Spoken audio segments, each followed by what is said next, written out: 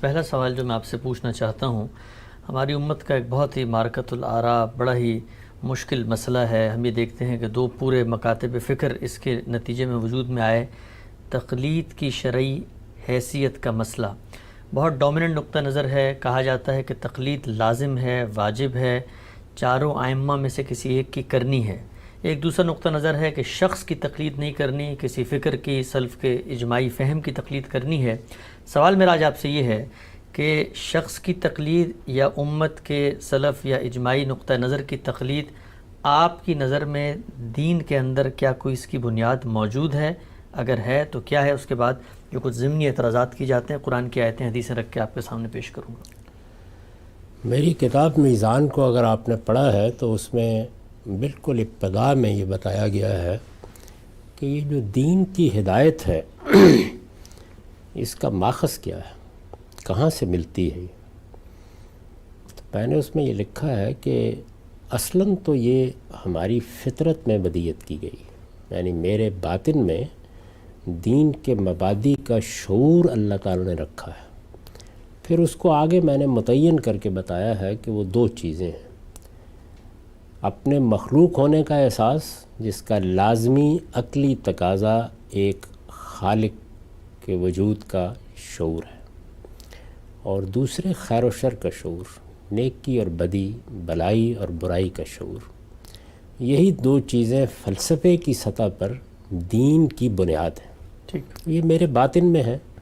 ظاہر ہے کہ باطن میں یہ بالاجمال ہوتی ہیں، ان کی تفصیلات میں ہم غلطی بھی کرتے ہیں، بعض چیزوں کو متعین بھی نہیں کر سکتے، بعض جگہوں پر اپنے ماحول سے متاثر ہو جاتے ہیں، بعض جگہوں پر ہمارے جذبات، تعصبات صحیح فیصلہ نہیں کرنے دیتے، لیکن یہ اصلاً ایک بیج کی طرح ہمارے اندر موجود ہے۔ اس کے بعد اللہ تعالیٰ نے یہ اہتمام فرمایا ہے، اور اس کو وہ اتمام نعمت کہتے ہیں، یعنی انہوں نے اپنی وہ نعمت جو ہمیں دے کر پیدا کیا اس کو پورا کرنے کے لیے نبیوں کا سلسلہ جاری کیا۔ سیدنا آدم علیہ السلام سے لے کر نبیوں کا یہ سلسلہ محمد الرسول اللہ صلی اللہ علیہ وسلم تک جاری رہا ہے۔ آپ پر اس کو ختم کر دیا گیا، چنانچہ اب قیامت تک رسول اللہ صلی اللہ علیہ وسلم ہی دین کا تنہا ماخذ ہے۔ میں نے اس میں یہی الفاظ لکھے ہیں کہ دین کا تنہا ماخذ اب قیامت تک محمد الرسول اللہ صلی اللہ علیہ وسلم کی ذات والا صفات ہے۔ اپنے قول، فعل، تقریر، تصویب سے جس چیز کو وہ دین قرار دیں وہی دین ہے۔ تو اس لیے اگر آپ نے تقلید کا لفظ استعمال کرنا ہے تو وہ تو رسول اللہ کے لیے استعمال ہوگا، اور وہاں تقلید کی بنیاد کیا ہے؟ یعنی جب میں نے علم و عقل کے قطعی دلائل سے یہ سمجھ لیا کہ محمد صلی اللہ علیہ وسلم اللہ کے رسول ہیں، تو اب میرا رویہ سمینا و اطانا کا ہوگا۔ یعنی وہ گویا اللہ تعالیٰ کی زمین پر نمائندگی کرتے ہیں۔ وہ جب یہ کہہ دیں گے کہ یہ اللہ کا حکم ہے، یہ اللہ کی ہدایت ہے، اللہ یہ چاہتا ہے، اللہ تعالیٰ اس کو پسند کرتا ہے، تو میرے لیے وہ پھر حتمی حجت بن جائے گی۔ رسول اللہ صلی اللہ علیہ وسلم کے سوا کسی شخص کے بارے میں یہ خیال کرنا کہ میں اس کی بات بغیر کسی دلیل کے ماننے کا پابند کر دیا گیا ہوں، یہ کسی طرح بھی قابل قبول نہیں ہو سکتا۔ تقلید کو اگر آپ ایک اصطلاح کے طور پر استعمال کر رہے ہیں تو اس کا مطلب یہ ہوتا ہے کہ آپ اس بات کے پابند ہیں کہ بات کرنے والے سے استدلال نہیں پوچھیں گے۔ جب بات آپ کے سامنے آئے گی تو محض اس شخص کو سامنے دیکھ کر آپ اس بات کو ماننے کے لیے مجبور ہیں۔ ٹھیک، یہ تو حیثیت اس زمین پر صرف اللہ کے رسول کی ہے، اس کے سوا کسی کی ہو ہی نہیں سکتی۔ اور میں نے عرض کیا کہ اللہ کے رسول کی اس لیے ہے، یعنی یہ نہیں کہ کسی خاص شخص کو کوئی سرخاب کا پر لگ گیا ہے، اس لیے ہے کہ اللہ نے ان کو یہ منصب دیا ہے، ان کو اللہ کی طرف سے مقرر کیا گیا ہے، اور ہمیں یہ بتایا گیا ہے کہ یہ میری طرف سے مبعوث ہو کر میرے پیغامبر کی حیثیت سے تمہارے پاس آئے ہیں۔ تو اگر آپ تقلید، یعنی اس معنی میں تقلید، ایک تو تقلید کا لفظ عام استعمال میں پیروی، اتباع کے لیے استعمال ہو جاتا ہے، وہ اس کا عمومی استعمال ہے۔ لیکن اصطلاحی مفہوم میں تو اس کا مطلب ہی یہ لیا جاتا ہے کہ بغیر دلیل کے، دلیل پوچھے بغیر آپ محض کسی شخص کی اتھارٹی پر ایک بات کو اللہ کی بات، دین کی بات کہہ کر قبول کر رہے ہیں۔ یہ حیثیت صرف رسول اللہ صلی اللہ علیہ وسلم کو حاصل ہے، اس میں کوئی تردد کسی مسلمان کو نہیں ہونا چاہیے۔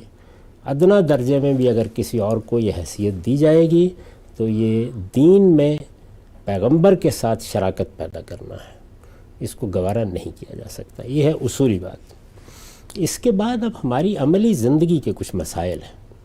عملی زندگی کے مسائل یہ ہے کہ محمد الرسول اللہ صلی اللہ علیہ وسلم تو اس وقت ہمارے سامنے موجود نہیں ہے، یعنی یوں نہیں ہے کہ جب ہمیں دین کی کوئی بات پوچھنی ہو تو ہم جائیں، دروازہ کھٹکھٹائیں، جیسے سورہ حجرات میں تصویر آتی ہے، اور حضور باہر تشریف لائیں اور ہم پوچھ لیں۔ ٹھیک، یہ تو خود رسول اللہ صلی اللہ علیہ وسلم کے زمانے میں بھی ہر شخص کے لیے ممکن نہیں تھا۔ یعنی اگر کچھ لوگ مدینے میں تھے یا کبھی کوئی وفد بنا کے باہر سے آ گئے تو یہ سعادت ان کو حاصل ہو جاتی تھی، ورنہ ان تک بھی براہ راست رسائی کے مواقع نہیں تھے۔ اس میں پھر کیا ہوتا ہے؟ اس میں ہوتا یہ ہے کہ ہمارے پاس یہ دین لوگوں کی وساطت سے پہنچتا ہے۔ اس کو دو حصوں میں تقسیم کر لیجئے۔ ایک پہنچنے کا وہ عمل ہے جس کو ہم کہتے ہیں کہ یہ نقل الکافہ عن الکافہ کے طریقے پہ پہنچ گیا ہے۔ ٹھیک، یہاں پہنچنے کا عمل ہے، جیسے کہ آپ نے کسی جگہ پر کوئی سامان رکھا، آپ ڈاک سے بھیج رہے ہوتے ہیں نا، بیان ہی آپ کو ڈیلیور ہو گیا، پہنچ گیا۔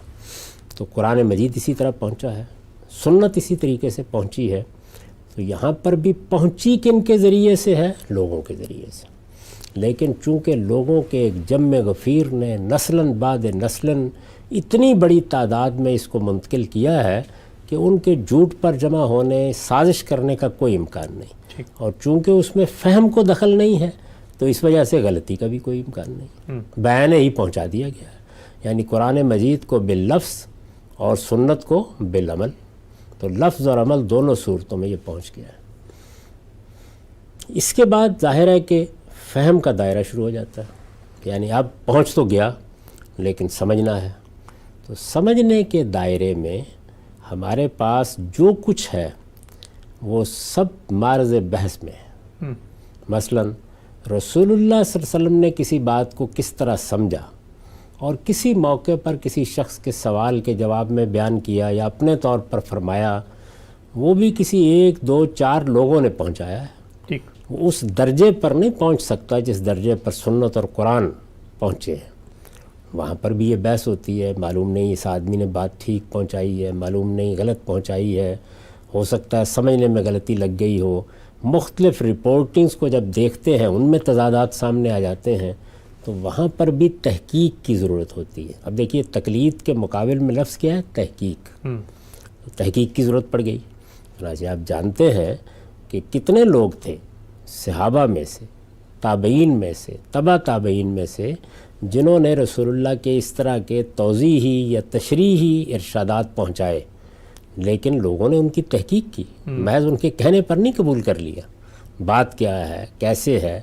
تو آپ کے ہاں 2-3 صدیاں لگیں، جس کے بعد ہمارے جلیل القدر ائمہ نے یہ بخاری، مسلم، اس طرح کی کتابیں ترتیب دیں، اور جب وہ کتابیں ترتیب دے دیں تو اس وقت بھی دروازہ بند نہیں ہو گیا تحقیق کا، کیونکہ انہوں نے بھی یہ بتا دیا کہ ہم انسان ہیں، ہماری تحقیق میں بھی غلطی ہو سکتی ہے۔ ٹھیک، تو یہاں فہم اور تحقیق زیر بحث ہے، محض انتقال زیر بحث نہیں۔ یہی صورتحال قرآن کی کسی بات کو سمجھنے میں رسول اللہ کی بات پیدا ہوگی۔ یہ تو رسول اللہ نے جو کچھ سمجھا اس کی نقل و روایت کا معاملہ تھا۔ صحابہ نے کوئی بات سمجھی، بعد کے علماء نے کوئی بات سمجھی، آج ہم کسی چیز کو سمجھتے ہیں، تو یہ انسانی فہم ہے۔ انسانی فہم میں جو چیز بھی آئے گی وہ دلیل کی بنیاد پر دیکھی جائے گی، اس کی تحقیق کی جائے گی اور سمجھا جائے گا اس کو۔ تو یہ قرآن کے معاملے میں بھی ہوگا، حدیث کے معاملے میں بھی ہوگا، سنت کے معاملے میں بھی ہوگا، ہر چیز میں ہوگا۔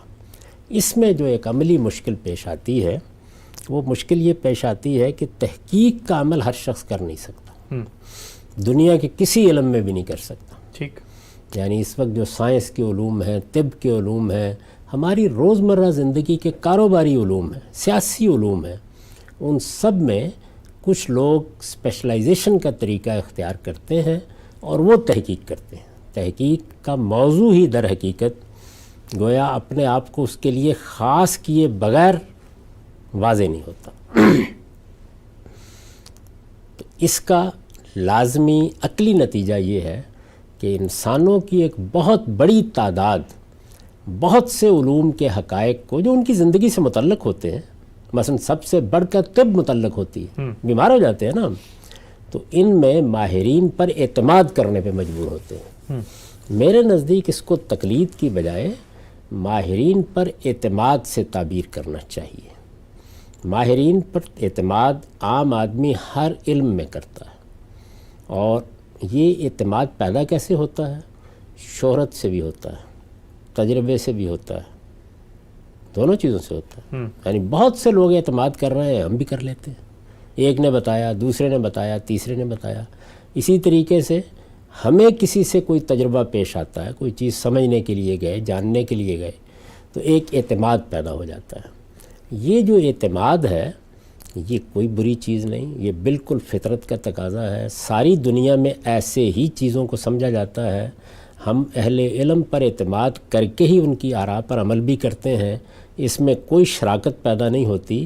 یہ اعتماد اگر آپ لفظ اعتماد کی تحلیل کریں تو اس پر مبنی ہوتا ہے کہ انہوں نے اس فن میں یا اس علم میں زندگی لگائی ہے، کام کیا ہے، لہٰذا ان کی بات سمجھ میں آنی چاہیے یا اس بات کو قبول کرنا چاہیے۔ یہ جو اعتماد پیدا ہوتا ہے یہ انسانی سطح کا اعتماد ہے، یعنی یہ وہ اعتماد نہیں ہے جو ہم نے اللہ کے پیغمبر پر کیا ہے کہ غلطی وہاں ہو ہی نہیں سکتی۔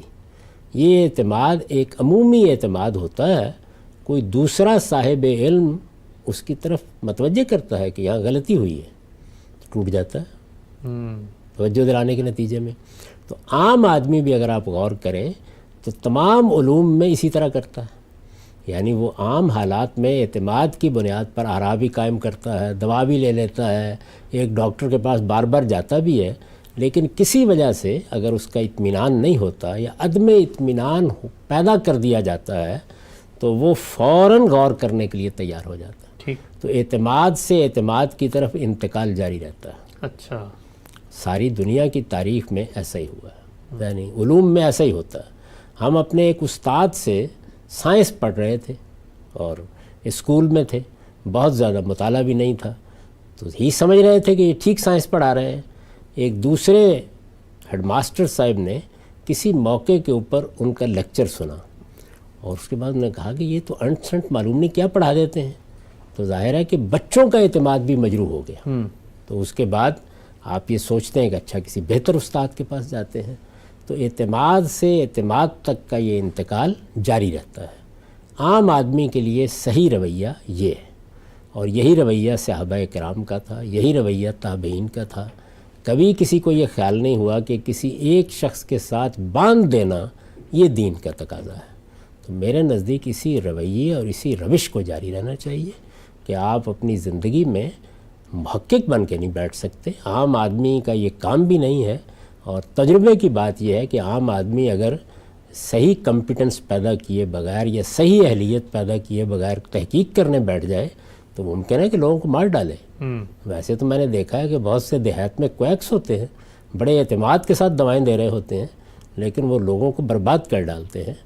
تو اس لیے عام آدمی کے لیے صحیح راستہ یہی ہے کہ وہ اپنے اعتماد کو عقل کی روشنی میں، علم کی روشنی میں، تجربے کی روشنی میں منتقل کرتا رہتا ہے، اور یہی اس کی تحقیق ہے، وہ اس سے زیادہ کر نہیں سکتا۔ تو اس کو آپ دو حصوں میں بانٹ لیجئے۔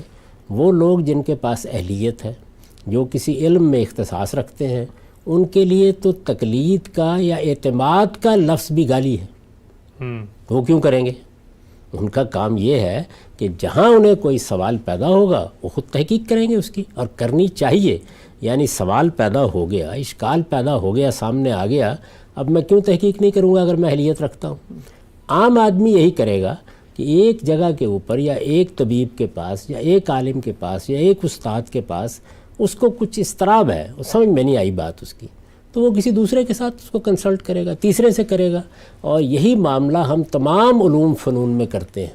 یہ اتنی بڑی وبا دنیا میں پھیلی ہے، اس میں ماہرین اپنی تحقیقات کے نتائج بیان کر رہے تھے۔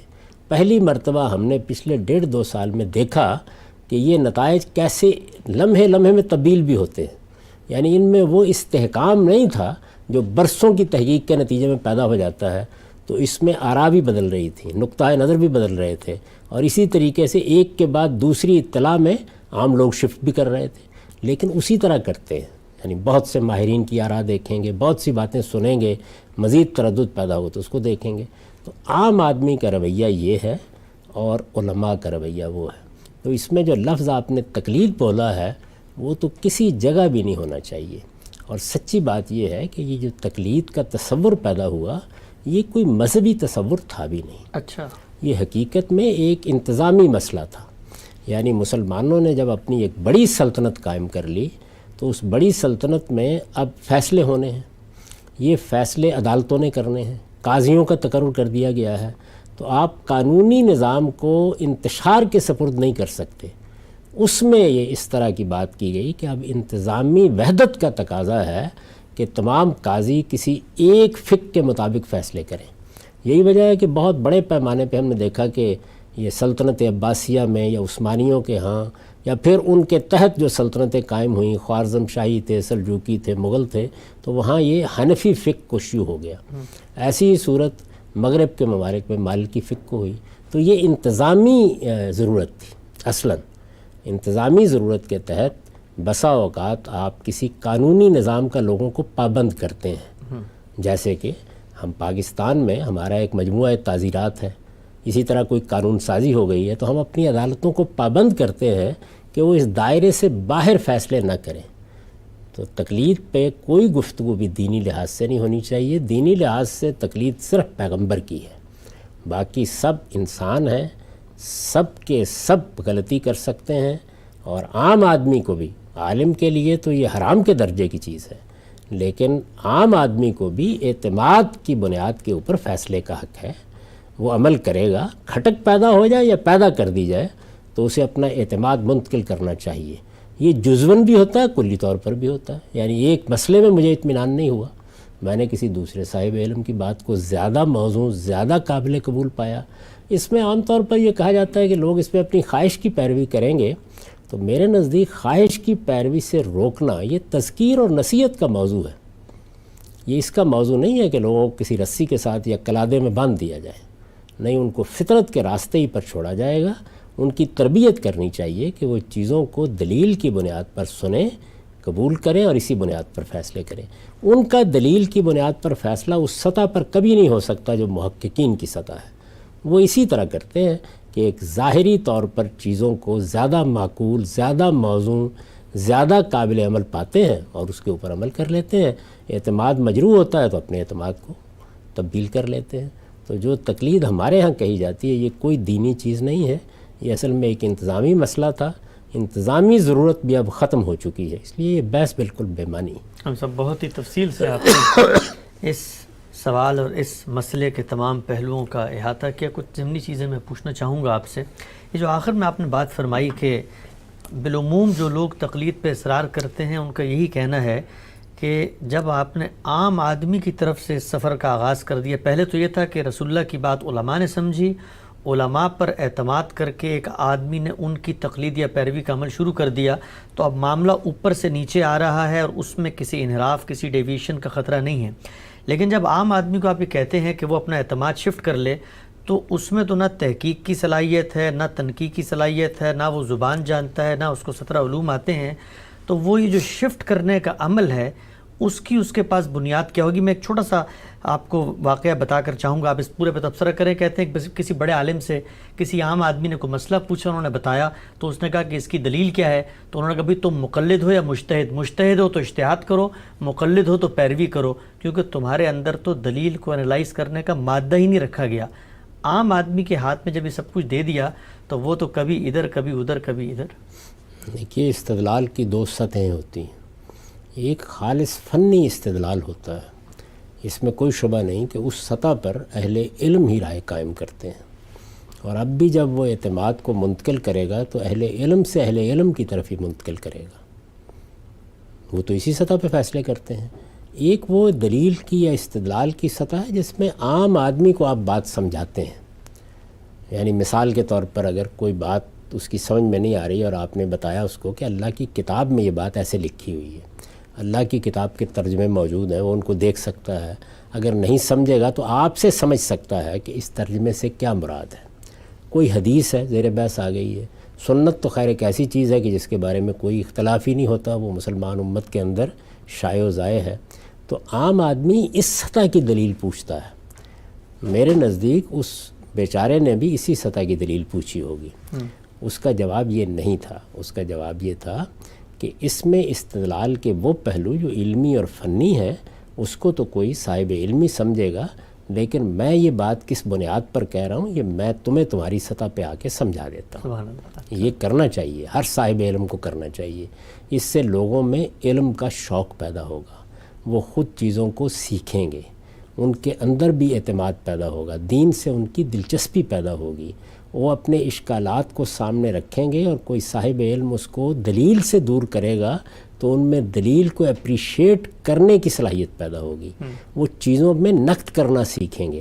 اور کیا بعید ہوتا ہے کہ کوئی بہت ذہین آدمی جو بظاہر ٹیکنیکلی ان علوم سے واقف نہیں ہے اس کا کوئی سوال خود کسی بڑے عالم کو سوچنے پہ مجبور کر دے.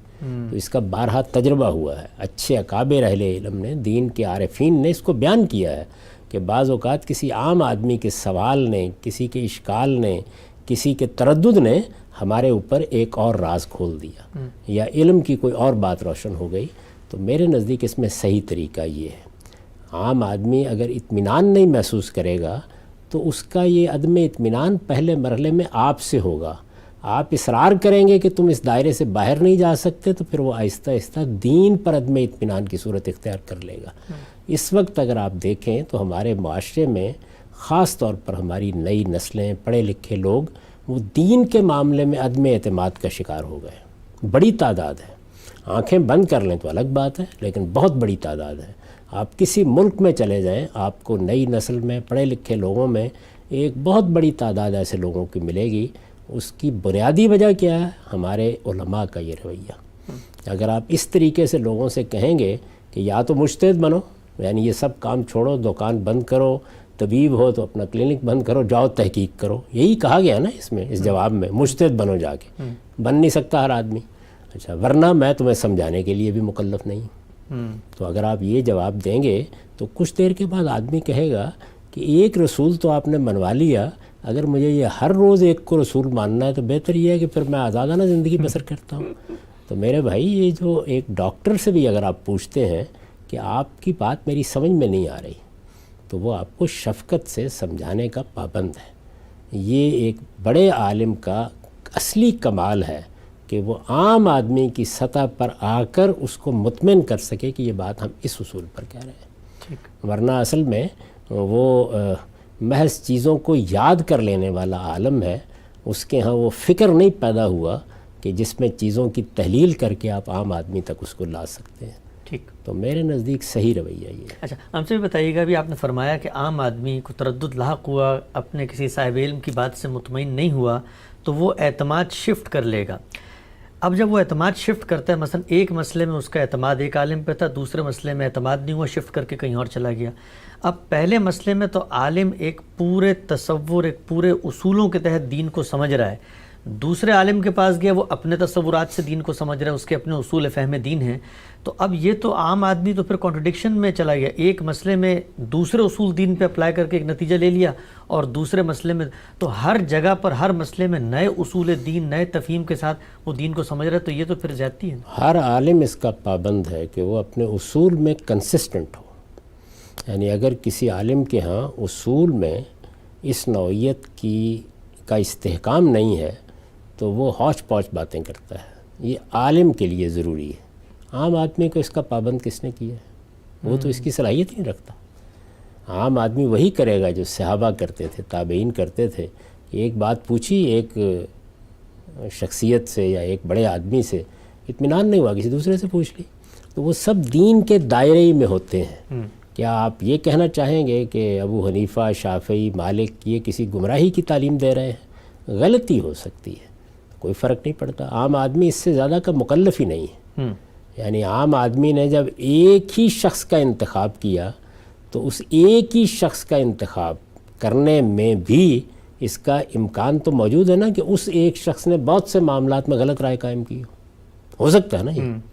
تو اگر وہاں آپ اس کو مان رہے ہیں تو یہاں بھی کوئی حرج نہیں، اچھا، غلطی ہو گئی، اس سے کیا فرق پڑتا ہے؟ عام آدمی کو کیا اللہ کے پیغمبر نے اس کا مکلف کیا کہ تم نے ہر چیز کو اس کے اصلی، اصولی اور اس کے بنیادی مواقف کے اندر رکھ کر جاننا اور سمجھنا ہے؟